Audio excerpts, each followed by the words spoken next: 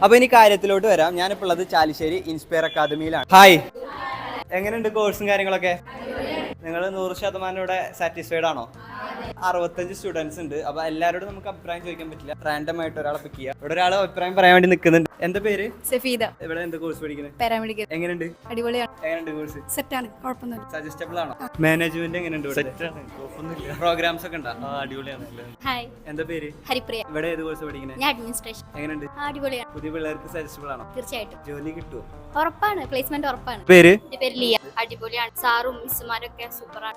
ഞങ്ങൾക്ക് എല്ലാത്തിലും ഭയങ്കര സപ്പോർട്ടാണ്. ഞങ്ങൾക്കൊന്നും ചോദിക്കാൻ പറ്റുന്നില്ല, അവരെല്ലാം അങ്ങോട്ട് പറയാം. ഞങ്ങൾക്ക് ഇവിടെ ഭയങ്കര കമ്പനിയാണ്. സാറായാലും ടീച്ചേഴ്സ് ആയാലും പ്രോഗ്രാമിനായാലും ഞങ്ങൾ അങ്ങോട്ട് പോയി പറഞ്ഞേ ഓക്കെ എന്നുള്ള നോ എന്നുള്ളത് ഇവര് പറഞ്ഞിട്ടില്ല. സോ അടുത്ത അഡ്മിഷന് വരുന്ന കുട്ടികൾക്ക് ഞങ്ങൾ ഇവിടെ സെറ്റ് തന്നെ ആക്കി കൊടുക്കും. ഇവിടെ പഠിക്കാൻ തോന്നുന്നു. എന്താ പേര്? സാന്ദ്ര. ഞാൻ ഇവിടെ പാരാമെഡിക്കൽ. അടിപൊളിയാണ്. പിള്ളേരൊക്കെ നല്ല കമ്പനിയാണ്, നല്ല വൈബ്.